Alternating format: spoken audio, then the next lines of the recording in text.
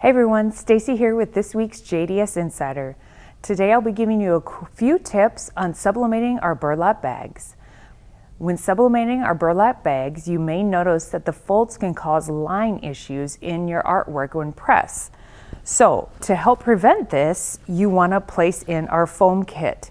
And the foam kit will help to get it in there nice and flat, that when this is folded then, when you're doing your artwork, you're not going to get lines in your artwork. So the foam kit, highly recommend when doing our burlap bags.